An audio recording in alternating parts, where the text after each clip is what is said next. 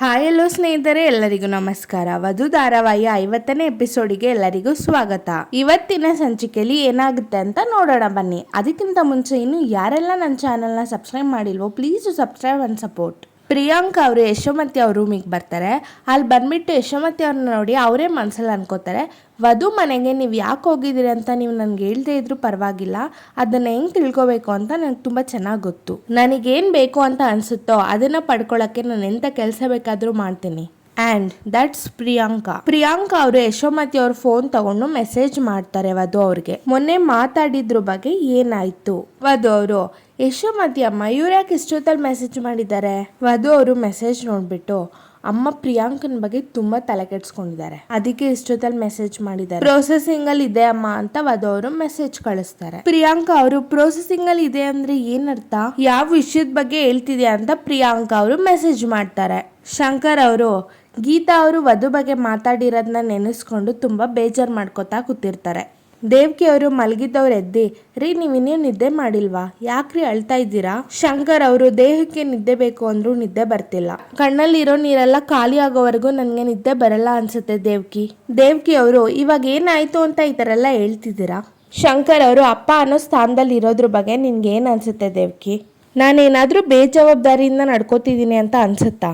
ದೇವ್ಕಿ ಅವರು, ಯಾಕೆ ನಿಮಗೆ ನೀವೇ ಏನೇನೋ ಅನ್ಕೋತಿದ್ದೀರಾ, ವಿಷಯ ಏನು ಅಂತ ಮೊದಲು ಹೇಳಿ. ಶಂಕರ್ ಅವರು, ಮೊದಲು ನಾನು ಕೇಳಿದ ಪ್ರಶ್ನೆಗೆ ಹೌದು ಅಥವಾ ಇಲ್ಲ ಎರಡಲ್ಲೊಂದು ಉತ್ತರ ಹೇಳು ದೇವ್ಕಿ ಅವರು, ಖಂಡಿತ ನಾನು ಈ ಮಾತಿಗೆ ಒಪ್ಪಲ್ಲ, ನನ್ನ ಹತ್ರ ಅಲ್ಲ ಮಕ್ಕಳ ಹತ್ರ ಕೇಳಿದ್ರು ಅವರು ಖಂಡಿತ ಇದಕ್ಕೆ ವಿರೋಧಿಸ್ತಾರೆ. ಶಂಕರ್ ಅವರು, ಆದ್ರೆ ನಾನು ಹೇಳಿರೋ ಮಾತು ಸರಿನೋ ತಪ್ಪೋ ಅಂತ ನನಗೆ ಗೊಂದಲ ಆಗ್ತಿದೆ, ನನ್ನ ಬಗ್ಗೆ ನನಗೆ ಭಯ ಅನ್ನಿಸ್ತಿದೆ, ವಧು ಜೀವನ ಸಂಬಂಧಪಟ್ಟಾಗೆ ನಾನೇ ತಪ್ಪು ಮಾಡೋದನ್ನ ಅನಿಸ್ತಿದೆ, ಇವತ್ತು ಅವಳು ಮದುವೆ ಆಗದಿರೋದಕ್ಕೆ ನಾನೇ ಕಾರಣ ಅಂತ ಎಲ್ಲೋ ಒಂದ್ ಕಡೆ ನನ್ನ ಕಾಡ್ತಿದೆ ದೇವ್ಕಿ ಅವರು, ಹಾಗಂತ ನಿಮಗ್ ನೀವೇ ಈ ತರ ಮಾತನ್ನ ಅನ್ಕೊಂಡ್ರೆ ಖಂಡಿತವಾಗ್ಲೂ ನಾನು ಒಪ್ಪಲ್ಲ. ವಧು ವಿಚಾರದಲ್ಲಿ ನೀವಾಗ್ಲಿ ನಾನಾಗ್ಲಿ ಯಾವುದೇ ರೀತಿ ತಪ್ಪು ಮಾಡಿಲ್ಲ. ಅವಳ ಮದ್ವೆ ವಿಚಾರದಲ್ಲಿ ಅವಳಿಗೆ ಸಂಪೂರ್ಣ ಸ್ವಾತಂತ್ರ್ಯ ಕೊಟ್ಟಿದೀವಿ, ಆದ್ರೆ ಅವಳು ಮದ್ವೆನ ಮುಂದೂಡ್ತಾನೆ ಬಂದ್ಲು. ಆದ್ರೆ ಈಗ ಸುಜಿತ್ನ ಮದ್ವೆ ಆಗ್ತೀನಿ ಅಂತ ಒಪ್ಕೊಂಡಿದ್ದಾಳಲ್ಲ. ಶಂಕರ್ ಅವರು, ಅದು ಆಗುತ್ತೋ ಇಲ್ವೋ ಏನ್ ಗ್ಯಾರಂಟಿ? ದೇವ್ಕಿ ಅವರು, ಯಾಕ್ರಿ ಈ ತರ ಎಲ್ಲ ಮಾತಾಡ್ತಿದ್ದೀರಾ, ಸುಜಿತ್ ಅವ್ರು ಕಾಲ್ ಮಾಡಿ ಏನಾದ್ರು ಮದ್ವೆ ಆಗಲ್ಲ ಅಂತ ಹೇಳಿದ್ನ? ಶಂಕರ್ ಅವರು, ಇಲ್ಲ. ದೇವ್ಕಿ ಅವರು, ವಧು ಏನಾದ್ರು? ಶಂಕರ್ ಅವರು, ಇಲ್ಲ, ಸುಜಿತ್ ವಿಚಾರದಲ್ಲಿ ವಧು ಆಗಲ್ಲ ಅಂತೆಲ್ಲ ಏನ್ ಹೇಳ್ತಿಲ್ಲ, ಆದ್ರೆ ಮದ್ವೆ ಡೇಟ್ ನ ಫಿಕ್ಸ್ ಮಾಡ್ತೀನಿ, ಅಪ್ಪ ಅಮ್ಮನ ಕರ್ಕೊ ಬರ್ತೀನಿ ಅಂದ ಸುಜಿತ್ ಇದುವರೆಗೂ ಪತ್ತೆನೇ ಇಲ್ಲ. ವಧು ಫೋನಲ್ಲಿ ನಾನೇ ಸುಜಿತ್ ಅವ್ರ ಹತ್ರ ಮಾತಾಡಿ ಬೇಗ ಏನು ಅಂತ ಒಂದು ನಿರ್ಧಾರ ತಿಳಿಸಿ ಮದ್ವೆ ಆಗಲ್ಲ ಅಂದ್ರೆ ಅದು ಕೂಡ ಬೇಗ ಹೇಳಿ ಅಂತ ಹೇಳಿದ್ದೀನಿ. ದೇವ್ಕಿ ಅವರು, ಯಾಕ್ರಿ ನೀವು ಆ ರೀತಿ ಮಾತಾಡಿದ್ರಿ? ಶಂಕರ್ ಅವರು, ಸುಜಿತ್ ಜೊತೆ ವಧು ಓಡಾಡೋದನ್ನ ನೋಡಿ ಗೀತೆ ನಂತರ ಸ್ವಲ್ಪ ಜನ ತುಂಬಾ ಕೇವಲವಾಗಿ ಮಾತಾಡಿದ್ದಾರೆ, ಮದ್ವೆ ಆಗೋದಕ್ ಮುಂಚೆ ಈ ರೀತಿ ಓಡಾಡೋದ್ ತಪ್ಪು ಅಂತೆಲ್ಲ ಹೇಳಿದ್ದಾರೆ. ದೇವ್ಕಿ ಅವರು, ನಾಯಿ ಬೊಗಳಿದ್ರೆ ಹುಲಿನೇ ಗರ್ಜಿಸ್ತು ಅಂತ ಹೇಳ್ತಾಳೆ ಆ ಗೀತಾ, ನೀವು ಅವಳ ಮಾತಿಗೆ ತಲೆ ಕೆಡ್ಸ್ಕೊಂಡಿದ್ದೀರಲ್ಲ. ಶಂಕರ್ ಅವರು, ಮಗಳು ಮದ್ವೆನ ಮಾಡೋ ಜವಾಬ್ದಾರಿ ಹೊತ್ತಿರೋ ಅಪ್ಪ ಸ್ವಲ್ಪ ತಗ್ಗಿ ಬಗ್ಗಿ ನಡಿಬೇಕು. ದೇವ್ಕಿ ಅವರು, ಹೇಳ್ಬೇಕಿತ್ತು ಅವಳಿಗೆ ನಮ್ ವಧು ಯಾವತ್ತೂ ತಪ್ಪು ಮಾಡಿಲ್ಲ, ಮಾಡೋದು ಇಲ್ಲ ಅಂತ. ಶಂಕರ್ ಅವರು, ಹೇಳ್ದೆ. ದೇವ್ಕಿ ಅವರು, ಹೇಳಿದ್ರು ಅವಳ ಬಾಯಿಗೆ ಬೀಗ ಹಾಕಕ್ಕಾಗಲ್ಲ ಬಿಡಿ. ವಧು ಅವರು ಡೌಟ್ ಬಂದು ಯಶೋಮತಿ ಅವ್ರ ಫೋನಿಗೆ ಕಾಲ್ ಮಾಡ್ತಾರೆ. ಫೋನ್ ರಿಂಗ್ ಆಗ್ಬಿಡುತ್ತೆ ಅಂತ ಪ್ರಿಯಾಂಕಾ ಅವರು ಬಿಸಾಕ್ಬಿಟ್ಟು ಅಲ್ಲಿಂದ ಓಡ್ತಾ ಇರ್ತಾರೆ. ಯಶೋಮತಿ ಅವ್ರಿಗೆ ಎಚ್ಚರ ಆಗುತ್ತೆ, ಯಾರೋ ಓಡೋದಾಗಾಯ್ತಲ್ಲ, ಬಾಗಿಲು ಬೇರೆ ಓಪನ್ ಆಗಿದೆ, ನನ್ ಮೊಬೈಲ್ ಯಾಕೆ ಅಲ್ಲಿ ಬಿದ್ದಿದೆ, ಇಲ್ಲೇ ಇಟ್ಟಿದ್ನಲ್ಲ, ವಧು ಯಾಕೆ ಇಷ್ಟೊತ್ತಲ್ಲಿ ಫೋನ್ ಮಾಡ್ತಿದ್ದಾಳೆ? ಹಲೋ ವಧು ಅವರು, ಹಲೋ ಅಮ್ಮ. ಯಶೋಮತಿ ಅವರು, ಏನಮ್ಮ ವಧು ಇಷ್ಟೊತ್ತಲ್ಲಿ ಕಾಲ್ ಮಾಡಿದ್ಯಾ, ಏನಾದ್ರೂ ಸಮಸ್ಯೆನಾ? ಮನೇಲಿ ಎಲ್ಲರೂ ಆರಾಮಾಗಿದಾರ ತಾನೆ? ಸಾರಿ, ಮೊದ್ಲು ನೀನ್ ಹೇಗಿದ್ಯಾ ಅದನ್ನ ಹೇಳಮ್ಮ. ವಧು ಅವರು, ಸಮಸ್ಯೆ ಎಲ್ಲ ಏನಿಲ್ಲ ಅಮ್ಮ, ನೀವು ಮೆಸೇಜ್ ಮಾಡಿದ್ರಲ್ಲ ಅದಕ್ಕೇನೆ ಕಾಲ್ ಬ್ಯಾಕ್ ಮಾಡಿದೆ. ಯಶೋಮತಿ ಅವರು, ಏನಂದಮ್ಮ, ನಾನು ನಿನ್ಗೆ ಮೆಸೇಜ್ ಮಾಡಿದ್ನಾ? ವಧು ಅವರು, ಹೌದು ಅಮ್ಮ. ಯಶೋಮತಿ ಅವರು, ಯಾವಾಗ? ವಧು ಅವರು, ಇವಾಗ ತಾನೇ ಮಾಡಿದ್ರಲ್ಲ ಅಮ್ಮ. ಯಶೋಮತಿ ಅವರು, ಏನಂತ? ವಧು ಅವರು, ನಾನು ಹೇಳಿದ ಕೆಲಸ ಎಲ್ಲಿವರೆಗೂ ಬಂತು ಅಂತ ಮೆಸೇಜ್ ಮಾಡಿದ್ರಲ್ಲ. ಯಶೋಮತಿ ಅವರು, ಇಲ್ಲಮ್ಮ ವಧು, ನಾನು ಯಾವುದೇ ಮೆಸೇಜ್ ಆಗ್ಲಿ ಮಾಡಿಲ್ಲ, ನಾನು ನನ್ನ ಪಾಡಿಗೆ ಮಲ್ಕೊಂಡಿದ್ದೆ, ಮತ್ತೆ ಮೆಸೇಜು. ವಧು ಅವರು, ಏನ್ ಹೇಳ್ತಿದ್ದೀರಮ್ಮ, ನಿಮ್ ನಂಬರಿಂದ ನನಗೆ ಈಗಷ್ಟೇ ಮೆಸೇಜ್ ಬಂತು, ಒಂದ್ಸತಿ ನೀವು ಚೆಕ್ ಮಾಡಿ. ಯಶೋಮತಿ ಅವರು, ಒಂದ್ ನಿಮಿಷ ಇರಮ್ಮ, ಚೆಕ್ ಮಾಡ್ತೀನಿ.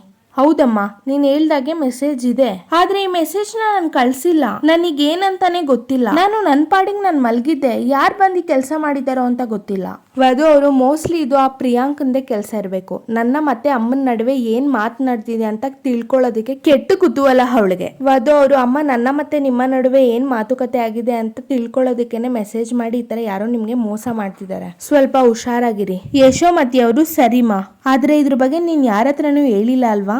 ವಧು ಅವರು, ಚಚೆ ಇಲ್ಲ ಅಮ್ಮ, ನಾನು ಯಾರ ಹತ್ರನೂ ಹೇಳಿಲ್ಲ. ಯಶೋಮತಿ ಅವರು, ಸರಿಮಾ, ನಾಳೆ ಕಾಲ್ ಮಾಡ್ತೀನಿ. ವಧು ಅವರು ಆಯ್ತು ಅಮ್ಮ. ಯಶೋಮತಿ ಅವರು ನನ್ನ ರೂಮ್ಗೆ ನನ್ನ ಪರ್ಮಿಷನ್ ಇಲ್ಲದೆ ಇಷ್ಟೊತ್ತಿನಲ್ಲಿ ಯಾರು ಬಂದಿರ್ಬೋದು? ನನ್ನ ವಧು ಮಧ್ಯೆ ಆಗಿರೋ ಒಪ್ಪಂದನ ತಿಳ್ಕೊಳ್ಳೋ ಪ್ರಯತ್ನ ಯಾರು ಮಾಡಿರ್ಬೋದು? ದೇವಕಿ ಅವರು ನೀವೇ ಹೆಂಗೆ ನಂಬಿಕೆ ಕಳ್ಕೊಂಡ್ರೆ ನನಗೂ ಭಯ ಆಗುತ್ತೆ ರೀ. ಶಂಕರ್ ಅವರು ಅಪ್ಪ ಅನ್ನೋನ್ಗೆ ಹೆಣ್ಮಗು ಹುಟ್ಟಿದ್ದಂಗೆನೆ ಜವಾಬ್ದಾರಿ ಮೂಟೆ ಎಗ್ಲೇ ಇರುತ್ತೆ. ಎಷ್ಟೇ ಕಷ್ಟ ಆದ್ರೂ ಆ ಜವಾಬ್ದಾರಿ ಭಾರ ಅನ್ಸಲ್ಲ. ಮಗು ಮುಖ ನೋಡ್ತಾ ನೋಡ್ತಾ ಖುಷಿಯಿಂದ ಇದ್ಬಿಡ್ತೀವಿ. ಆದ್ರೆ ಆ ಮಗು ಬೆಳೆದ್ ನಿಂತು ಮದ್ವೆ ವಯಸ್ಸಿಗೆ ಬಂದಾಗ ಹಗುರವಾಗಿ ಜವಾಬ್ದಾರಿ ಮುಟ್ಟೆ ಭಾರ ಅಂತ ಅನ್ಸಕ್ ಸ್ಟಾರ್ಟ್ ಆಗುತ್ತೆ. ಕೈ ತುಂಬಾ ಹಣ ಇರೋರು ಮಗಳು ಮದ್ವೆನ ಧಾಮ್ ಧೂಮ್ ಅಂತ ಮದ್ವೆ ಮಾಡಿ ಜವಾಬ್ದಾರಿನ ಕಳ್ಕೊತಾರೆ. ಆದ್ರೂ ಅವ್ರಿಗಾದ್ರೂ ಒಂದ್ ಕೊರಗಿದ್ದೇ ಇರುತ್ತೆ, ನನ್ ಮಗಳು ನನ್ನ ಬಿಟ್ಟು ಬೇರೆ ಮನೆಗೆ ಹೋಗ್ತಿದ್ದಾಳಲ್ಲ ಅಂತ. ಆದ್ರೂ ಮಗಳು ಜೀವನ ನಡಿಬೇಕಾಗಿರೋದು ಗಂಡನ ಮನೇಲಿ ಅಂತ ವಾಸ್ತವನ ಅರ್ಥ ಮಾಡ್ಕೊಂಡು ಅಪ್ಪ ತನ್ಗಾಗಿರೋ ನೋವನ್ನ ತೋರಿಸ್ಕೊಳ್ದೇನೆ ಗಂಟ್ಲಲ್ಲೇ ನುಂಗ್ಕೋತಾನೆ. ಆದ್ರೆ ನನ್ನಂತ ಅಪ್ಪನ್ಗೆ ಕೈಯಲ್ಲಿ ದುಡ್ಡು ಇಲ್ಲ, ಮಗಳು ಮದ್ವೆ ಮಾಡೋ ಶಕ್ತಿನೂ ಇಲ್ಲ, ಯೋಗ್ಯತೆನೂ ಇಲ್ಲ. ಮನ್ಸು ಕೈ ಎರಡು ಕಟ್ಟಾಗ್ತಂಗಾಗಿದೆ. ದೇವ್ಕಿ ಅವರು ನಿಮಗ್ ನೀವೇ ಏನೇನೋ ಅನ್ಕೊಂಡು ಕೊರಗಬೇಡಿ. ವಧು ವಿಚಾರದಲ್ಲಿ ನೀವು ಯಾವುದೇ ರೀತಿ ತಪ್ಪು ಮಾಡಿಲ್ಲ. ಕಷ್ಟಪಟ್ಟು ಓದಿಸಿದ್ದೀರಾ, ಕೈಯಲ್ಲಿ ಒಂದ್ ಕೆಲ್ಸ ಅಂತ ಇದೆ. ಸುಜಿತ್ ಅಲ್ದೆ ಹೋದ್ರುನುವೆ ಬೇರೆ ಯಾರಾದ್ರೂ ವಧುನ ಮದ್ವೆ ಆಗಕ್ಕೆ ಮುಂದೆ ಬಂದೇ ಬರ್ತಾರೆ. ಅಲ್ಲಿ ಗಂಟ ತಾಳ್ಮೆಯಿಂದ ಇರೋಣ, ಧೈರ್ಯವಾಗಿರಿ. ಶಂಕರ್ ಅವರು ನನ್ನ ಮನ್ಸಿಗೆ ನೋವಾಗಿದೆ ಅಂತ ಸಮಾಧಾನ ಹೇಳ್ತೀರ. ನಿನಗೂ ವಧು ಮದ್ವೆ ಬಗ್ಗೆ ಚಿಂತೆ ಇದೆ ಅಂತ ನನಗೂ ಗೊತ್ತು. ಆದ್ರೆ ಏನ್ ಮಾಡೋದು, ಏನ್ ಮಾಡ್ಬೇಕು ಅಂತಾನೆ ಗೊತ್ತಾಗ್ತಿಲ್ಲ. ಯಾವ್ದಾದ್ರು ವ್ರತ ಇದ್ರೆ ಹೇಳ್ತೀಯಾ? ದೇವಕಿ ಅವರು ವ್ರತನಾ? ಶಂಕರ್ ಅವರು ವಧು ಮದ್ವೆ ಬೇಗ ನಡೆಯೋ ತರ ಯಾವ್ದಾದ್ರು ಪೂಜೆ ವ್ರತ ಇದ್ರೆ ಹೇಳು. ಎಷ್ಟೇ ಕಷ್ಟ ಆದ್ರೂ ನಾನೇ ಮುಂದೆ ನಿಂತು ಮಾಡ್ತೀನಿ. ದೇವಕಿ ಅವರು ಮಕ್ಳು ವಿಚಾರದಲ್ಲಿ ಅಮ್ಮಂದಿರು ವ್ರತ ಮಾಡ್ತೀನಿ ಅಂತ ಹೇಳ್ತಾರೆ. ಇದ್ರಲ್ಲಿ ನೀವೇನ್ರಿ ವ್ರತ ಮಾಡ್ತೀನಿ ಅಂತ ಹೇಳ್ತಿದ್ದೀರಾ? ಶಂಕರ್ ಅವರು ಮಗಳು ಮದ್ವೆ ನೋಡ್ಬೇಕು, ನೆಂಟ್ರಿಸ್ಟ್ರನ್ನೆಲ್ಲ ಕರೆದು ಊಟಕ್ಕೆ ಹಾಕ್ಬೇಕು, ಎಲ್ಲ ಬಂದು ಮಗಳನ್ನ ಅರಸ್ಬೇಕು ಅಂತ ಆಸೆ ಇಟ್ಕೊಂಡಿದ್ದೆ. ಆದರೆ ಯಾಕೋ ಏನೋ ಆ ಆಸೆಗಳಿಗೆಲ್ಲ ಬರೀ ಅಡ್ಡಿ ಆತಂಕಗಳೇ ಆಗ್ತಿದೆ. ದೇವ್ರು ಮಾಡಿದ್ರೆ ಏನಾದರೂ ಒಳ್ಳೇದಾಗುತ್ತಾ ಅಂತ ನನಗೆ ಅನ್ನಿಸ್ತು. ದೇವ್ಕಿ ಅವರು ಆಗೆಲ್ಲ ವ್ರತ ಮಾಡಬೇಕು ಅನ್ನೋ ಅವಶ್ಯಕತೆ ಏನಿಲ್ಲ. ನಾನು ಆಗಲೇ ಮಾಡಿದ್ದೀನಿ. ಅದ್ರ ಫಲನೇ ಸುಜಿತ್ ಅವರು ಮದುವೆ ಆಗ್ತೀನಿ ಅಂತ ಹೇಳಿರೋದು. ಅವ್ರ ಅಪ್ಪ ಅಮ್ಮ ಬಂದು ಮದುವೆ ದಿನ ಗುರ್ತು ಮಾಡ್ಬೇಕಷ್ಟೇ. ಅದೊಂದೇ ಈಗ ಬಾಕಿ ಉಳಿದಿರೋದು. ಅದು ದೇವರ ದಯೆಯಿಂದ ಬೇಗ ಆಗ್ಬೋದು. ಶಂಕರ್ ಅವರು ಈ ಜೀವಕ್ಕಿರೋದು ಒಂದೇ ಆಸೆ, ನಾನು ಬದುಕಿರುವಾಗಲೇ ವಧು ಮದ್ವೆನ ಮಾಡಬೇಕು. ಅವಳ ಮದ್ವೆನ ನಾನು ಸಂತೋಷದಿಂದ ನೋಡ್ಬೇಕು. ಇದೊಂದು ಆಸೆ ಈಡೇರದೆ ಈ ಜೀವ ಹೋಗ್ಬಾರ್ದು. ಹೇಳು ದೇವಕಿ, ಈ ಆಸೆ ಈಡೇರುತ್ತಾ? ದೇವಕಿ ಅವರು ಬಿಡ್ತು ಅನ್ನಿ. ಮಗಳ ಮೇಲಿರೋ ಮಮಕಾರಕ್ಕೆ ಈ ರೀತಿ ಎಲ್ಲ ಮಾತಾಡ್ತಿದ್ದೀರಾ? ನೀವು ಕಟ್ಕೊಂಡಿರೋ ಜೀವ ಎಷ್ಟು ನೋವಾಗ್ಬೇಕು ನನ್ಗೆ ಹೇಳಿ. ಇನ್ನೊಂದ್ಸಲ ಈ ತರ ಎಲ್ಲ ಮಾತಾಡ್ಬೇಡಿ. ನಾವ್ ಯಾವ ತಪ್ಪು ಮಾಡಿಲ್ಲ, ಯಾರಿಗೂ ಕೆಟ್ಟದ್ದು ಬಯಸಿಲ್ಲ. ದೇವ್ರು ನಮ್ ಕೈ ಬಿಡಲ್ಲ. ವಧು ಒಳ್ಳೆತನಕ್ಕೆ ಅವಳಿಗೆ ಖಂಡಿತ ಒಳ್ಳೆ ಹುಡುಗ ಸಿಗ್ತಾನೆ. ಅಲ್ಲಿವರೆಗೂ ನಾವು ತಾಳ್ಮೆಯಿಂದ ಇರ್ಬೇಕು, ಧೈರ್ಯವಾಗಿರಿ ಪ್ಲೀಸ್. ಪ್ರಿಯಾಂಕಾ ಅವರು ವಧು ಜೊತೆ ಯಶೋಮತಿ ಏನ್ ಮಾತಾಡಿದಾಳೆ ಅಂತ ತಿಳ್ಕೊಳಕ್ ಹೋದ್ರೆ ವಧು ಕಾಲ್ ಮಾಡ್ಬಿಡೋದಾ? ಮೆಸೇಜ್ ಅಲ್ಲಿ ನಾನು ಅವಳ ಜೊತೆ ಈ ರೀತಿ ಮಾತಾಡಿದ್ಕೆ ಅವಳಿಗೇನಾದ್ರೂ ಡೌಟ್ ಬಂದಿದ್ಯಾ? ಅವಳಿಗೆ ಡೌಟ್ ಬಂತು ಅಂತ ಅವಳು ಯಶೋಮತಿ ಹತ್ರ ಕೇಳ್ಬಿಟ್ರೆ, ಆ್ಯಂಡ್ ಮೋರ್ ಓವರ್ ಯಶೋಮತಿ ನನ್ನ ಫೋನಿಂದ ಯಾರು ಮೆಸೇಜ್ ಮಾಡಿದ್ರು ಅಂತ ಶಾಕ್ ಆದರೆ? ಬಟ್ ನೋ ಪ್ರಾಬ್ಲಮ್, ಯಶೋಮತಿಗೆ ನನ್ನ ಮೇಲಂತೂ ಡೌಟ್ ಬರಲ್ಲ. ಯಾಕಂದ್ರೆ ಸಾರ್ಥಕ್ಕಿಂತ ಜಾಸ್ತಿ ಯಶೋಮತಿ ನನ್ನ ನಂಬದು. ಈ ಡಿವೋರ್ಸ್ ಕೇಸಲ್ಲಿ ವಧುವಿಂದಾನೇ ನನಗೆ ಹೆಚ್ಚು ಪ್ರಾಬ್ಲಮ್ ಆಗ್ತಿರೋದು. ಅವಳನ್ನೇ ನನ್ನ ಕಡೆ ಕರ್ಕೊಬಿಟ್ರೆ ನನ್ನೆಲ್ಲ ಪ್ರಾಬ್ಲಮ್ ಸಾಲ್ವ್ ಆಗುತ್ತಲ್ವಾ? ಬಟ್ ಅವಳನ್ನ ಕರೆದ್ರೆ ಅವಳು ನನ್ನ ಪರವಾಗಿ ಬರ್ತಾಳ? ವಧು ಅವರು ಏನೋ ಮಾತಾಡ್ಬೇಕು ಅಂತ ಕರೆಸಿ ಏನು ಮಾತಾಡ್ತಾನೆ ಇಲ್ವಲ್ಲ? ಏನಾಯ್ತು ಹೇಳಿ. ಸಾರ್ಥಕ್ ಅವರು ತುಂಬಾ ಮಾತಾಡೋದಿದೆ ವಧು, ಬಟ್ ಹೇಗ್ ಸ್ಟಾರ್ಟ್ ಮಾಡ್ಬೇಕು ಅಂತ ಗೊತ್ತಾಗ್ತಿಲ್ಲ. ವಧು ಅವರು ಯಾವ ವಿಷಯದ ಬಗ್ಗೆ ಮಾತಾಡ್ಬೇಕು ಅಂತ ಅನ್ಕೊಂಡಿದ್ದೀರಾ? ನನ್ನ ಹತ್ರ ಹೇಳ್ಕೊಳಕ್ಕಾಗಲ್ಲ, ಕಂಫರ್ಟಬಲ್ ಇಲ್ಲ ಅಂದ್ರೆ that's okay, no problem. Sarthak ಅವರು no no no not like that ಹೇಳ್ತೀನಿ. ಇಷ್ಟು ದಿನ ಪ್ರಿಯಾಂಕಂಗೆ ಡಿವೋರ್ಸ್ ಕೊಟ್ಟು ಅಮ್ಮನ್ನ ಕನ್ವಿನ್ಸ್ ಮಾಡೋಣ ಅಂತ ಅನ್ಕೊಂಡಿದ್ದೆ. ಬಟ್ ಇವಾಗ ಅಮ್ಮನ್ಗೆ ನಮ್ಮ ಮೇಲೆ ಡೌಟ್ ಬಂತು. ಡಿವೋರ್ಸ್ ಅಂತ ಅಂದ್ರೆ ಸತ್ತೇ ಹೋಗ್ತೀನಿ ಅಂತ ಹೇಳ್ತಿದ್ದಾಳೆ ವಧು ಅವರು. ಬಟ್ ಅಮ್ಮನ್ಗೆ ನಿಮ್ಮಿಬ್ಬರ ಮೇಲೆ ಹೇಗ್ ಅನುಮಾನ ಬಂತು? ಸಾರ್ಥಕ್ ಅವರು ಆಕ್ಚುಲಿ ಪ್ರಿಯಾಂಕಾ ಮೇಲೆ ನಾನು ಕೈ ಮಾಡಿದೆ. ವಧು ಅವರು ಹೌದಾ? ತಪ್ಪು ಮಾಡಿದೀರಾ ಸಾರ್ಥಕ್? ಡಿವೋರ್ಸ್ ತಗೊಳ್ಳೋ ಟೈಮಲ್ಲಿ ನೀವು ಅವ್ರ ಮೇಲೆ ಅಲ್ಲೇ ಮಾಡಿದ್ರೆ ಅದನ್ನೇ ಅವ್ರು ಎನ್ಕ್ಯಾಚ್ ಮಾಡ್ಕೊಂಡು ಹರಾಸ್ಮೆಂಟ್ ಕೇಸ್ ಹಾಕಿದ್ರೆ ಏನ್ ಮಾಡ್ತೀರಾ? ಸಾರ್ಥಕ್ ಅವರು ಪ್ರಿಯಾಂಕಾನು ಹೇಳಿದ್ಲು ವಧು, ಬಟ್ ಅವಳು ಕೊಡ್ತಿರೋ ಟಾರ್ಚರ್ಗೆ ಎಮೋಷನಲಿ ಆಗಿದ್ದೆ ನಾನು. ನನ್ನ ಲೈಫಲ್ಲಿ ಆಗ್ತಿರೋದನ್ನ ನನ್ನ ಫ್ರೆಂಡ್ ಲೈಫಲ್ಲಿ ಆಗಿದೆ ಅಂತ ಅಮ್ಮನಿಗೆ ಉದಾಹರಣೆ ಕೊಟ್ಟೆ.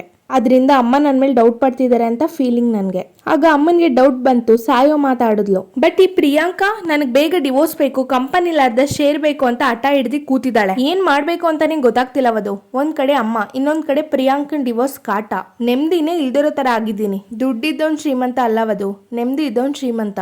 ಅದಕ್ಕೆ ನಾನೇ ಬಿಗ್ ಎಕ್ಸಾಂಪಲ್. ವಧು ಅವರು ಕೈ ಹಿಡ್ಕೊಂಡು ರಿಲ್ಯಾಕ್ಸ್, ತುಂಬಾ ಯೋಚನೆ ಮಾಡಬೇಡಿ, everything will be all right. ನಿಮ್ ಜೀವನ ಚೆನ್ನಾಗಿರ್ಬೇಕು ಅಂತ ಅಮ್ಮ ಈ ರೀತಿ ಮಾತಾಡಿರ್ತಾರೆ. ಆದ್ರೆ ನಿಮ್ಮಿಂದ ದೂರ ಹೋಗೋ ನಿರ್ಧಾರನ ಅವರು ಖಂಡಿತವಾಗ್ಲೂ ತಗೊಂಡಿರಲ್ಲ. ಸಾರ್ಥಕ್ ಅವರು ನನ್ನ ಪ್ರಿಯಾಂಕಾ ಮದ್ವೆ ಲೈಫ್ ಅಂತ ಬಂದಾಗ ಅಮ್ಮ ನನ್ಗಿಂತ ಜಾಸ್ತಿ ಪ್ರಿಯಾಂಕನೇ ನಂಬ್ತಾರೆ. ಅವಳ ಲೈಫ್ ಹಾಳಾಗುತ್ತೆ ಅಂತ ಅಮ್ಮ ಯಾವ ಸ್ಟೆಪ್ ತಗೊಳಕ್ಕೂ ರೆಡಿ. ಅದೇ ನನಗೆ ಟೆನ್ಷನ್ ಆಗ್ತಿರೋದು. ಅಮ್ಮ ನಿಮ್ಮ ಹತ್ರ ಬಂದ್ ಏನ್ ಹೇಳಿದ್ರು, ಅವ್ರ ಮನ್ಸಲ್ಲಿ ಏನಿದೆ ನನಗೇನು ಗೊತ್ತಾಗ್ತಿಲ್ಲ ವಧು. ಪ್ರಿಯಾಂಕಾ ಅಮ್ಮನ ಮನ್ಸನ್ನ ಹೇಗ್ ಬೇಕಾದ್ರೂ ಡೈವರ್ಟ್ ಮಾಡ್ಬೋದು. ಲಕಿಲಿ ಅಮ್ಮ ನಿಮ್ಮ ಹತ್ರ ಬಂದ್ರು, ಅದಕ್ಕೆ ಅಮ್ಮ ನಿಮ್ಮ ಹತ್ರ ಏನ್ ಮಾತಾಡಿದ್ರು ಅಂತ ಕೇಳಕ್ ಬಂದೆ. ಇದರಿಂದ ಅಮ್ಮನ ಡಿಸಿಷನ್ ಏನು ಅಂತ ಕನ್ಸರ್ನ್ ಹೊರತು ಡೌಟ್ ಅಂತ ದಯವಿಟ್ಟು ಅನ್ಕೊಬಿಡಿವದು. ಅಮ್ಮ ಇವತ್ತೇನು ಅನ್ಕೊಂಡು ನಾಳೆ ದಿನ ಇನ್ನೇನು ಆಗಿ ಕೊನೆಗೆ ಅಮ್ಮನ ಹೆಸರು ಡ್ಯಾಮೇಜ್ ಆಗ್ಬಾರ್ದು ಅಲ್ವಾ. ಅಮ್ಮ ಏನಾದ್ರು ಅಂತ ಈಗ್ಲೂ ಹೇಳಲ್ವಾ. ವಧು ಅವರು ಅಮ್ಮ ನಿಮ್ಮ ಹತ್ರ ಏನ್ ಹೇಳಿದ್ರು ನನ್ನ ಹತ್ರನೂ ಅದೇ ಹೇಳಿದ್ರು ಸಾರ್ಥಕ್ ಅವರು ಅಂದ್ರೆ ವಧು ಅವರು ಅಂದ್ರೆ ನಿಮ್ಮಿಬ್ರು ಜೀವನ ಎಲ್ಲ ಹಾಳಾಗ್ತಿದೆ ಅಂತ ಅನುಮಾನದಿಂದ ನನ್ನ ಹತ್ರ ಮಾತಾಡಿದ್ರು. ಅದಕ್ಕೆ ಇಲ್ಲ ನೀವಿಬ್ರು ಚೆನ್ನಾಗೇ ಇದ್ದೀರಾ ಅಂತ ಅಮ್ಮನಿಗೆ ನಂಬಿಸಿ ಕಳಿಸ್ದೆ. ಸಾರ್ಥಕ್ ಅವರು ಎಷ್ಟು ದಿನ ಹಂಗೆ ನಂಬ್ಸಕ್ಕಾಗುತ್ತೆ ವಧು. ಇವತ್ತಲ್ಲ ನಾಳೆ ನಾವು ಡಿವೋರ್ಸ್ ತಗೊಳ್ಳೇಬೇಕು, ದೂರ ಆಗ್ಲೇಬೇಕು. ಅದಾದ್ಮೇಲೆ ಅಮ್ಮ ಯಾವ ಡಿಸಿಷನ್ ತಗೋತಾಳೆ ಅದೇ ನನಗೆ ಟೆನ್ಷನ್ ಆಗ್ತಿರೋದು. ವಧು ಅವರು ನನ್ನ ಪ್ರಕಾರ ನೀವಿಬ್ರು ಡಿವೋರ್ಸ್ ತಗೋತಿರೋ ವಿಷಯನ ಈಗಲೇ ಅಮ್ಮನ್ಗೆ ಹೇಳಿದ್ರೆ ಒಳ್ಳೇದು ಅಂತ ಅನ್ಸುತ್ತೆ. ಅದರಿಂದ ಪ್ರಿಯಾಂಕಾ ಎಂತವಳು ಅಂತ ಅಮ್ಮನಿಗೂ ಗೊತ್ತಾಗುತ್ತೆ. ಅಂಡ್ ಅವರು ಬೇರೆ ತರ ನಿರ್ಧಾರ ತಗೊಳ್ದೇ ಇರೋ ತರ ನೀವು ಅವ್ರನ್ನ ಕನ್ವಿನ್ಸ್ ಮಾಡ್ಬೋದು. ಇದ್ ಬಿಟ್ರೆ ಬೇರೆ ಯಾವ ದಾರಿನೂ ಕಾಣ್ತಿಲ್ಲ ಸಾರ್ಥಕ್ ಅವರು ಇಷ್ಟು ದಿನ ಪ್ರಿಯಾಂಕನ್ನ ಕನ್ವಿನ್ಸ್ ಮಾಡಕ್ ಟ್ರೈ ಮಾಡ್ದೆ, ಬಟ್ ನೋ, ಐ ಲಾಸ್ಟ್. ಇವಾಗ ಅಮ್ಮನ್ನು ಕನ್ವಿನ್ಸ್ ಮಾಡ್ಬೇಕು ಅಂದ್ರೆ ನೋ, ನನ್ ಕೈಲಾಗಲ್ಲ ವಧು. ಅಮ್ಮ ಈ ವಿಷಯದಲ್ಲಿ ಕನ್ವಿನ್ಸ್ ಆಗಲ್ಲ, ಕನ್ಫ್ಯೂಸ್ ಆಗ್ಬೋದು. ಯಾವ ಡಿಸಿಷನ್ ಬೇಕಾದ್ರೆ ತಗೋಬಹುದು. ನೋ, ನನ್ ಕೈಲಾಗಲ್ಲ, ನಾನು ಹೊರಡ್ತೀನಿ ವಧು ಅವರು ತನ್ನ ಮಗನಿಂದ ಸೊಸೆಗೆ ಅನ್ಯಾಯ ಆಗ್ಬಾರ್ದು ಅಂತ ಯಶೋಮತಿ ಅಮ್ಮ ಇಡೀ ಆಸ್ತಿನ ಅವ್ರದ್ದು 50% ಪ್ರಿಯಾಂಕನ್ಗೆ ಬರಿಬೇಕು ಅಂತ ಹೊರಟಿದ್ದಾರೆ. ಒಂದ್ ಕಡೆ ಪ್ರಿಯಾಂಕನ್ಗೂ ಅದೇ ಬೇಕು. ಪಾಪ ಸಾರ್ಥಕ್ ಈ ಕಡೆ ಅಮ್ಮನ್ನು ಕನ್ವಿನ್ಸ್ ಮಾಡಕ್ಕಾಗದೆ ಪ್ರಿಯಾಂಕನ್ ಟಾರ್ಚ್ ಅನ್ನು ತಡ್ಕೊಳಕ್ಕಾಗದೆ ಒದ್ದಾಡ್ತಿದ್ದಾರೆ. ಇಷ್ಟು ದಿನ ಪ್ರಿಯಾಂಕನ ಫೀಲಿಂಗ್ಸೇ ಇಲ್ಲ, ಎಮೋಷನಲ್ ಲೆಸ್ ಅಂತ ಅನ್ಕೊಂಡಿದ್ದೆ. ಆದ್ರೆ ನಿನ್ನೆ ಆ ಹುಡುಗಿ ಜೊತೆ ಅವ್ರು ನಡ್ಕೊಂಡಿದ್ ರೀತಿ ನೋಡಿದ್ರೆ ಅವರು ನನ್ ಮಾತು ಕೇಳ್ಬೋದಾ? ಅವ್ರ ಹತ್ರ ನೇರವಾಗಿ ನಾನೇ ಮಾತಾಡಿ ಅವ್ರ ಸಮಸ್ಯೆಗಳನ್ನ ಕೇಳ್ಕೊಂಡು ಕೊನೆ ಪಕ್ಷ ನಾನಾದ್ರೂ ಕನ್ವಿನ್ಸ್ ಮಾಡ್ತೀನಿ. ಪ್ರಿಯಾಂಕಾ ಅವರು ಯಾವತ್ತೂ ನನಗೆ ಕಾಲ್ ಮಾಡದೇ ಇರೋಳು ಇವತ್ತು ನನಗೆ ಕಾಲ್ ಮಾಡ್ತಿದ್ದಾಳಲ್ಲ. ನಿನ್ನೆ ಯಶೋಮತಿ ಫೋನಿಂದ ನಾನೇ ಮೆಸೇಜ್ ಮಾಡಿರೋದು ಅಂತ ಅವಳಿಗೆ ಏನಾದ್ರೂ ಡೌಟ್ ಬಂದಿದ್ಯಾ? ಇದಾಗಿತ್ತು ಇವತ್ತಿನ ಸಂಚಿಕೆ ಸ್ನೇಹಿತರೆ. ಮುಂದಿನ ಸಂಚಿಕೆಯೊಂದಿಗೆ ಸಿಗ್ತೀನಿ. ಎಲ್ಲರಿಗೂ ಧನ್ಯವಾದಗಳು.